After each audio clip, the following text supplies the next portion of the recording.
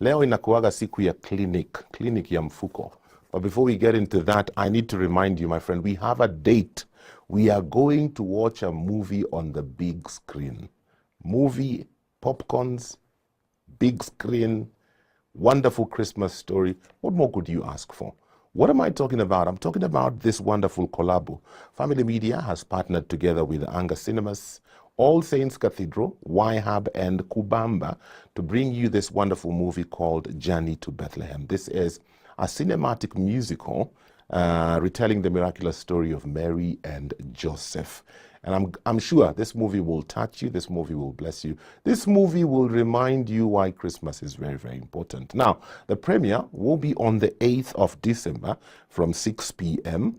And tickets are going for only 1,000 shillings. This is for the premiere, which will be a red carpet event.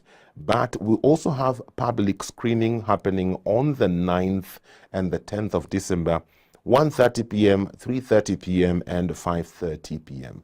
This is happening at Anga Cinemas, located at Diamond Plaza in Parklands. And the tickets for the public screening are going for only 600 bob. And you can get your tickets from kenyabuzz.com. For more information, you can call 0709 920000 or call 0700 316 316. Let's make a date and go watch a movie on the big screen.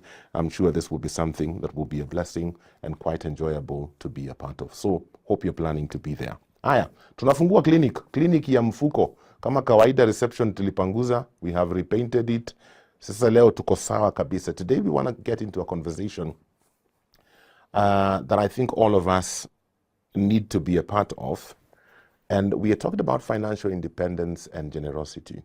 We hear a lot about being financially independent. People want to be financially independent. But then there's also the question of giving. How much should I give? How generous is being generous? You know, in the church, we are told to give. How to give sometimes becomes a problem because you look at what you have and you're wondering, how do I even give from this? And so we want to talk about this too, how to find a balance, financial independence and generosity. Two amazing guests in studio to help me with this conversation. We have a financial coach, Margaret Nzele. How are you doing? I'm fine, thank you. How are you? Fine. Karibu sana. Asante sana. Good to have you. Thank you for having me. Awesome. We also have Director Korat. This is Dr. Oliver Kisaka. He is also authored a book called The Grace of Giving. How are you doing? Fine, thanks, James. Nice to meet you this Karibu sana. Asante. It's good to be with you on the show today. Yeah, it's a joy for me. I have come to TV side. I've never come to the radio side. Ah, okay. Thank you.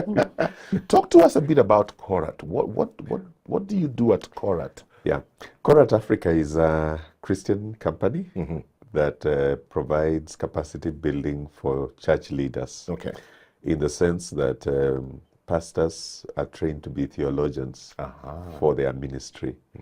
But when they come out of theological school, they immediately become administrators. Yes. And they know nothing about administration. So Korat is where they come to train in management, leadership, finance, human resource, all the things that a pastor needs to know to be able to administrate a church effectively.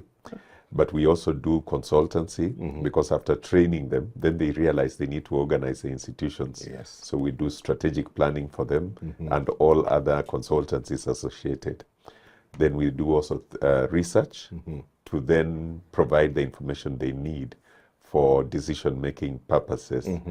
The fourth thing we do is that we have a beautiful campus with 105 self-contained rooms where they come for retreats, for their workshops, and even conferences. Okay. We just held a conference of 360 women from the Friends Church until last Sunday. Okay. Yes. Wachungaji mmesikia na opportunity hapa. And we are located next to Catholic University of East Africa in Karen. Ah, okay. Yes. Great. Thank you. You've written a book on the grace of giving. Yes. I'm very interested to find out what provoked you to write that book. What provoked me is the reality that many Christian lives are undermined by financial need. Yes. And I was convinced that God has said something about how his children will live. because he has promised no temptation will overtake you except what is common to man. He is faithful and just to, he's faithful and just to ensure that we are able to live and to make it.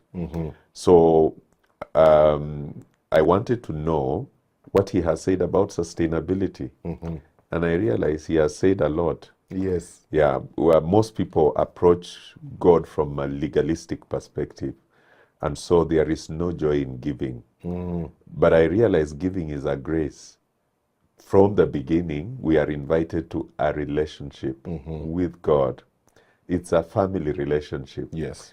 Your own children at home do not come to you legally, trying to tell you, Father, you know, I have done 1, 2, 3 things, therefore. They don't do that. They just see you as their father. They expect you to watch over them. And if your son comes to you and says, Daddy, all this time you watch over us, we have never come back to appreciate. Just thank you for the way. If your son told you that, you know, your eyes get wet. Yes. And you now feel like, look, what else do you need? Yeah. But if he comes and says, you work with the family media, you are a rich man, look how my shoes are looking. If he came to you that way, I'm sure even if you are thinking of doing something, you will hold back. Yes. So most people have not realized that giving is part of the love relationship between us and God. Okay. We approach it legalistically. And when we do that, it takes the joy. Actually, most Christians are very sad around the end of the month because they really don't know how they're going to cope between their private struggles and the requirement. And you know, some pastors unfortunately rub it in by calling tithes a payment. Yes. So it's like it's a compulsory thing. Yes. And yet the scripture is very, very gracious. You'll be surprised. There are some verses we fly over. A man rob God. Let me rope you in this conversation, Margaret. Yes. I'm wondering, is financial independence the same thing as financial freedom? Or do they mean different things? They mean almost the same thing. Financial independence is a state where you're able to cater for your needs using your savings, investments, or passive income. Okay. Yeah. You're financially independent. Freedom is more of the outcome. Now you're free, you're freedom, you're financially free. But basically they all mean the same things, where you're able to cater for your lifestyle. You're able to give using your passive income, savings, and or investments. Okay. Yes. The perception that many of us would have is that people who can attain that are people who are what we would call filthy rich. Is that a myth or is that a truth? People who can attain Financial freedom. You see, I believe it's different for everyone. Okay. Financial freedom, financial independence is different for each and every one of us. It's a different state for you. It's a different state for me. It's a different state for him. So it matters what it means for me. For example, financial independence for me will be being able to live in my own house. I have ability to pay for food, water, just the basic needs. Wi-Fi is basic. Nowadays, Wi-Fi is basic needs. Very basic, Yes. yeah. And for someone else, it will mean being able to travel the world, being able to give a huge amount, donate millions of shillings. So it means different things for different people. Okay. So you need to understand and define it for yourself. Based on your priorities, based on what's dear in your heart, based on your family needs, what financial independence means for you as an individual. Okay. Yes. No, Christmas is around the corner. Right. And we say it is the season for giving. Yes. Lakini hii mwaka imekuwa ngumu. Kweli. Ushuru tumelipa. Yes. And so when it comes to giving, do I only give when I have more than enough? Or does God expect me to give even in a situation where I feel like I don't even have enough? Okay. Yeah, you know, some of us this Christmas, yes, Yeah. we are forgiving, but we want to be the ones receiving. Yeah. Yes. You see, the problem is that we have predisposed ourselves to the difficulty because we want to do things our way. Oh, Not God's way. okay.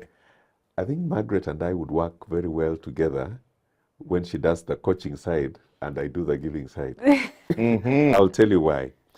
In all the scriptures, God does not put any value on how much you have. Oh. It doesn't matter. He puts value on how you relate with him. And so, if you're a 10,000 Anna, he does not expect you to give 100,000. See, if you're a million Anna, he does not expect you to give less than 100,000. Because it's him who gives you the ability to have it in the first place. Okay. Now, the teaching that makes people think that you give to get is a false teaching. The teaching of the scriptures is that you give because you are given. It's a love response. God has blessed me with 5,000. It's a difficult season. How should I approach it? First, by not thinking that he expects me to do more than I should. If I did, it is an expression of grace. But he has just said, give back a tenth. The God who asks for a tenth allows you to use the other 9/10. Yeah. Because it is his instruction. So then what happens is, put him first. Because when he gave you the 5, you are conditioned to getting another 5 at the end of the month. God has not said that's the only time he can give you another 5. But it's a test of faithfulness whether at this point of 5, you will actually come back and say, Father, I didn't have it. Thank you. Thank you. Thank you so much. When you have put him first, leave the rest to him. You see, this is where we get confused. You budget for the whole month. Yeah. You realize you need 30,000. Yes. Then you go to God and say, see, God, this time you don't even fit. Hey. Yeah, you don't fit. Wewe unaweza elewa. Yes, unaelewa. Landlord hataelewa. Yes. Yeah. And it looks reasonable, even in your own logic. Yes. But God has not said, I mean, if you disobey God, it becomes very difficult for him to function in your life. Because you can only function by obeying what he's telling you. So I would just encourage everybody, don't worry about what you don't have. Give thanks for what you have. Wow. Then that begs the question, is giving a part of financial freedom or financial independence? Can I be financially free or financially independent if I am not a giver? Can you be financially free and financially independent if giving is not part of my... I don't believe in this giving stuff. Kila mtu ajishughulikie. God for us all, every man for himself. That's again where it depends on you. If it's something you value giving, it's part of your financial management, it's part of your budget, it's part of your planning. Okay? And it's important because there's a lot of joy in giving. Okay. There's a lot of, when you give back, whether it's to the church, whether it's to your family, to the community, there's a lot of joy, there's a lot of fulfillment in that as well. So I think it's definitely something that is important and something that should be incorporated. But let me just speak on the financial side. You need to smartly incorporate it so that you're able to comfortably give back and give without having to sacrifice your own life, your financial well-being, whether it's your savings or your needs, and for your family. Okay. Is it part of financial principles to give? And the reason I'm asking that is because I see even people who are not Christians, yeah, they may belong to whatever other religion they belong to, or even be atheist for that matter. Yeah. But when it comes to issues of money, I find that they give a lot. You know, they set up foundations, they give to the poor. It's like, it's just something that they know, Yes. that they apply, and it kind of works for them. So I'm curious, is it a financial principle, the aspect of giving back? Definitely, I'd say it is from even way back in the Bible to now. It is definitely it is. Yeah, because when you give, also you're giving back to the community, and maybe if you're doing a business, you get your income from the community, so it's also a way of giving back Okay. to the same community. Okay. Yes. You feel like you're itching to throw in something in there. Let me make a contribution there. Yeah. Giving is a way God heals humanity from the idolatry of money. Hey, you're going Okay. deeper. Yes, because these are things which people have not appreciated. Uh-huh. God Almighty is amazing in his love and grace to humanity. Yes. I may not be able to deal with a person of another religion, not so with God. Now, an idolater is an idolater whether he's a Christian or a non-Christian. Yeah. Okay. Yeah. So God gives you money and you transfer your trust from God to money. In other words, money is the one that's going to take care of me. Now, that makes God jealous. That's why we are told you cannot serve two masters. You can't serve two masters. You got it right. So there is no possibility that any human being can be financially independent and free. What was the other one we said? Financially freedom. Financially free and have financial independence without honoring God in their resource. And I will tell you, there are people who earn even $1 billion per month who are greedy and who steal and who cannot sleep in peace. And there are people who earn 10,000 who give thanks to God and they are bubbling with life. So he might be looking like he's independent. In fact, half the time we kill ourselves because of the riches we see in people who are suffering and struggling. See, so he's seeking to heal you from imagining that money takes care of you. It's not money that ever takes care of you. It is God who takes care of you. Now, once he has given you, and that's why I'm saying I and Margaret can work very well in this kind of understanding. Yeah. Because once he has given you the resources and you have given back and said, Father, thank you. Now, how do you manage this other 9 out of 10? Yeah. And Margaret now picks up from there and tells you how to sort it out. Okay. Okay. In Yes. fact, with that whole management aspect, then, Margaret, I see people who, if there's a term like overgive, where you give everything, Yeah. you're left in want. Yeah. Your family is left in want because you are too generous. Yes. Where is the balance? Is that a good thing? Is that a bad thing? How do you gain balance in that kind of a scenario? I don't say it's good or bad, but it's not sustainable in the long term. Okay. Because if I sacrifice my family's needs, that's not sustainable. Overgiving is again not sustainable in the goal for financial independence. Because 2-3 years down the line, you're not on the road to financial independence. So it's about you're trying to now strike a balance. There's something referred to as black tax, Yes. which is the financial responsibilities that Africans have to the communities and to their families. The thing with giving, it can create complacency with the person that you're giving. If you're giving to the community or your family, it can create overdependence. So now entitlement, which is very bad. Yeah. You need to learn how to set boundaries. Okay. Yes, you're going to still give, but you need to set boundaries because maybe there are other people depending on you, your family, and you also have yourself to take care of and your financial well-being to take care of. So setting boundaries and communicating the boundaries. So then that means that giving should be budgeted for. Absolutely. Yes. Absolutely. Everything should be budgeted for. What Even about- Wi-Fi, even that Wi-Fi. Even that Wi-Fi. Everything. What about when I feel woishe? You know, there are things that happen and people come. Kwanza mimi ni mchungaji and I just feel like goodness, woishe. And I'm thinking, Yeah. the money I'd set aside for school fees, Yeah. let me just help this person. Yeah. God will provide. How do you deal with that? I totally get that you're going to feel wishy. See, the thing with personal finance, it's very personal. Okay. So with you, your woishe is going to touch you. You know that's how you are.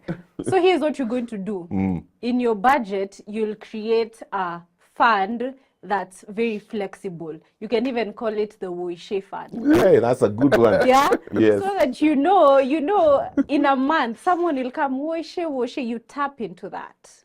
So you'll budget So for budget that. for the wish. Yeah, because that's something that will affect you. Maybe for someone else it won't affect them. Yeah. So they'll set the giving fund, some people call it the love fund, and Yes. stick to it. That's where boundaries come in. But if you'll feel, oh my gosh, Yeah. woishe, set aside for it and let it be flexible. When the woishe comes, you tap into that. We are talking about financial independence and giving. And I can see some questions have begun to come in. We will look at them shortly. I'm just curious about the whole aspect of, let me bring in giving and integrity. Because our politicians give a lot in our churches. Whether they have integrity or not, that's another show. Yeah. So what's the place of integrity where giving is concerned? Maybe the question to ask is, do they give? Do they? Oh. What are they doing when they are in charge? They are not giving. They are looking for votes. They're looking for votes. Yeah. They are buying people. Ooh. It's a very sad reality. Yeah. Many times they are not following any scriptural principles of giving. And so that explains why they must go back and look and search and get it by any means they can. Meaning then, from what you've just said, there's more to it than just what we see, that I've taken something and handed it over to Margaret. The condition of my heart is very important. The as well. condition of your heart is important, the motives therein, motive. yes, the integrity associated with it. Yeah, I mean, there's a lot about giving, because a genuine giver will actually be healed from tendency to corruption. Okay. Yeah, because God will take over. And when you have faith, there is an amazing understanding, an amazing consciousness that God is going to watch over. So you never need to forge, to take away, to steal. It never arises when you are a genuine giver. When you're a genuine giver. Yeah. What about the opposite? We have people who, we live in a world today where you have two options, eh? You either make it or you make it. Everybody is striving to make it. This generation is so hungry to make it.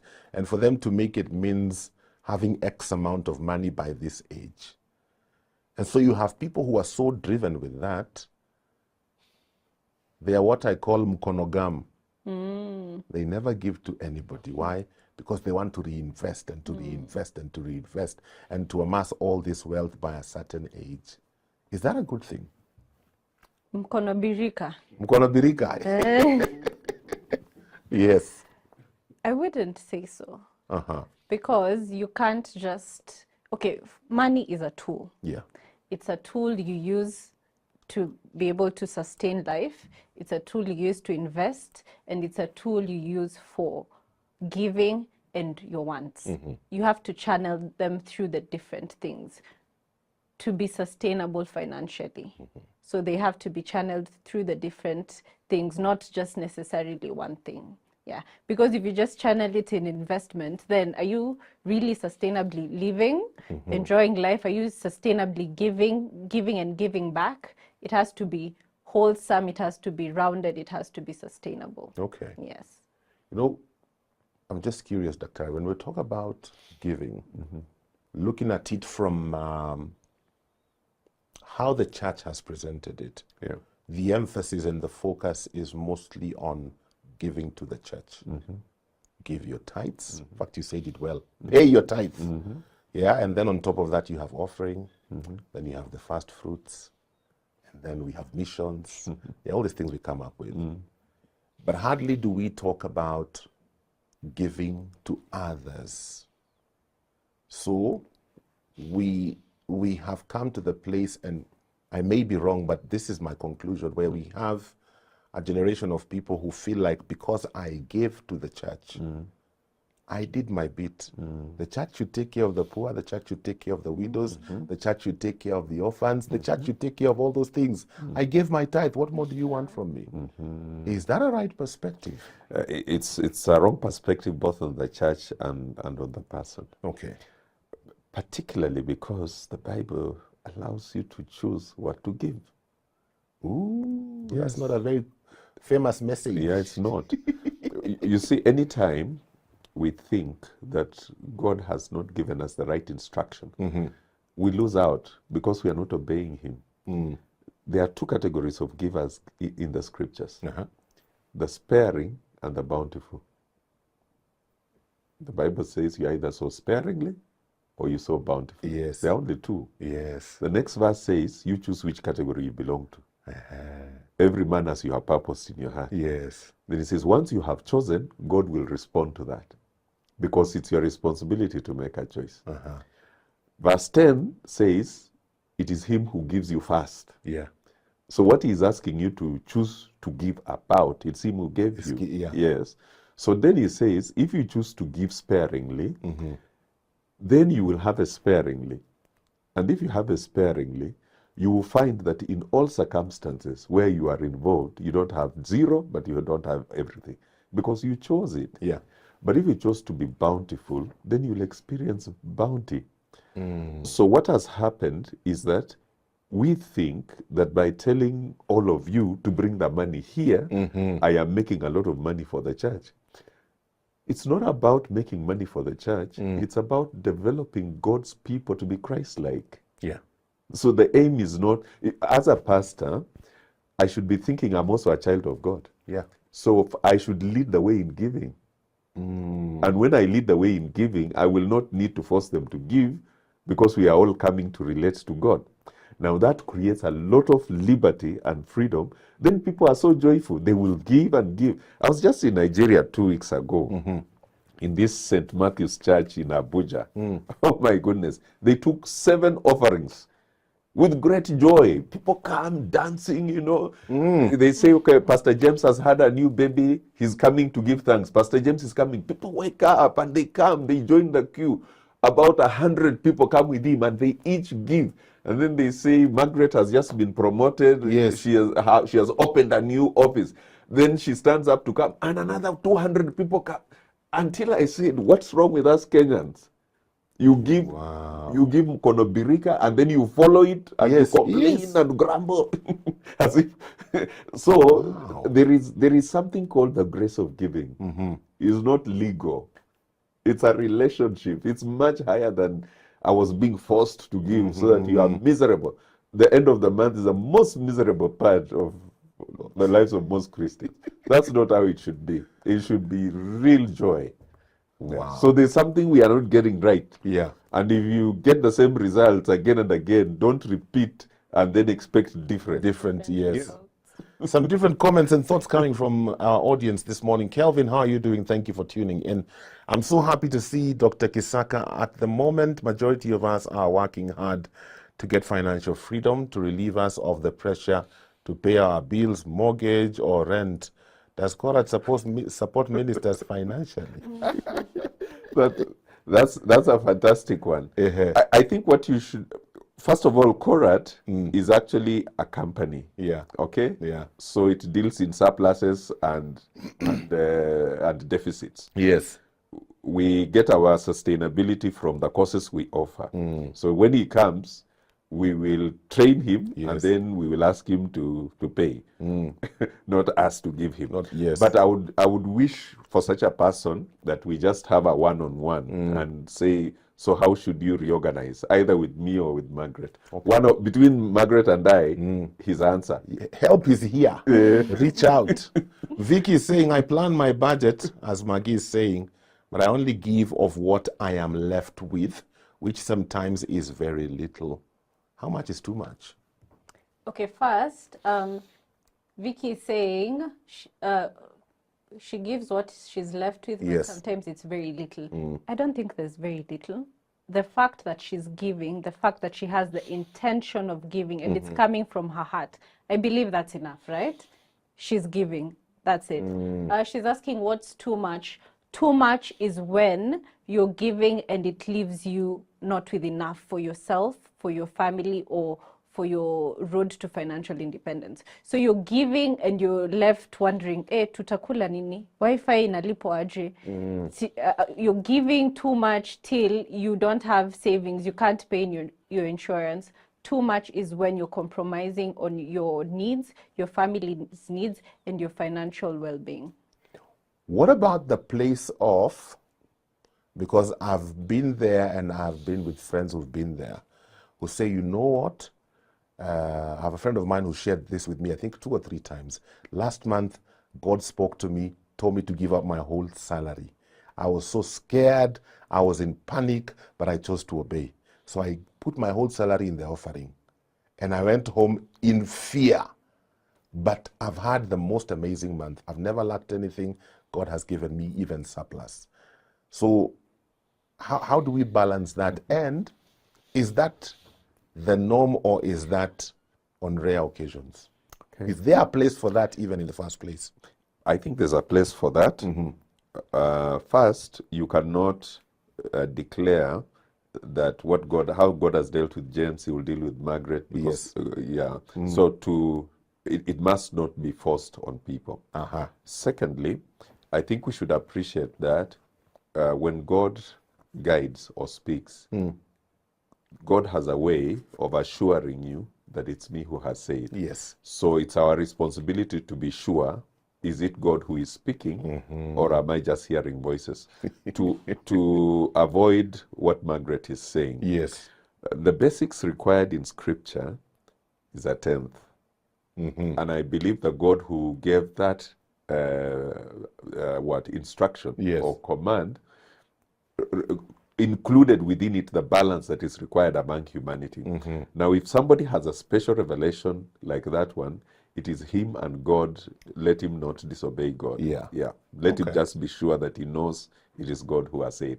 And what usually happens then is that he goes home and testifies the way he did testify. So the people who come with that ideology, they give everything, and then they start begging.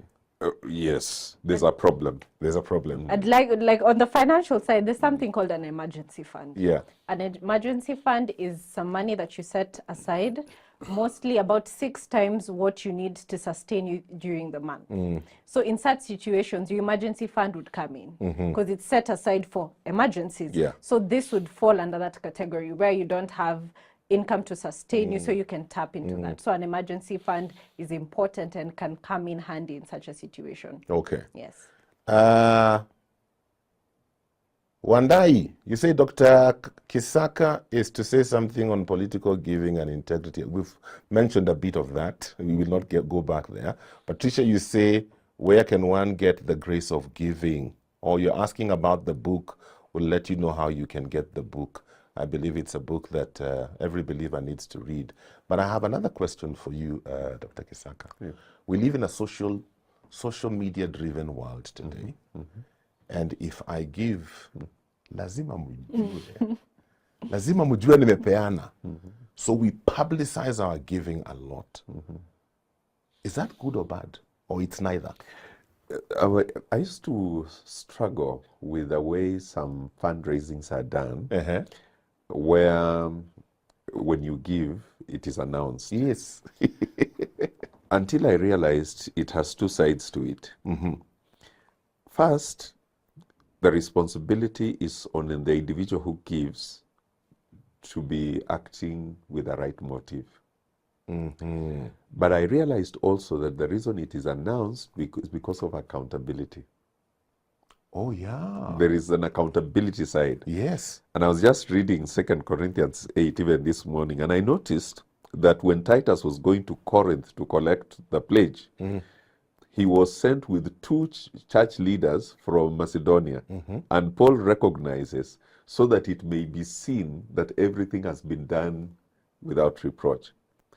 So there is an integrity side to this thing that puts a lot of responsibility on the giver. And I think that is how you respond to Wandai. That when you steal to give, you're actually doing nothing. Yeah. You're not helping your You're not spiritual helping. life. Yeah. And you are disadvantaging those from whom you took. Those you give, if it is a church, you see, once the money has landed in church, it will do the things that the church does. Yeah. So it is you who loses Yeah. and the people from whom you stole. Ooh. Mark anasema, if you're supposed to give because we've been given and not to gain more, does it mean we've been lied to all this time? I'm not understanding the question. If we are supposed to give because we have been given and not so that we can gain more, does it mean Great. that we have been lied to all this time? That's a very important question. Yeah. The lie is in the bit that tells you, you have 10,000. Yeah. I want it. Yes. And I tell you, give so that it may be multiplied. This is not a gambling session. Okay. Yes. The truth side of it is that when God gives you 10,000 shillings and you are faithful in responding the way he has guided you, he says, he who is faithful over little, he'll make faithful over much. Over much. So he has a way of increasing it.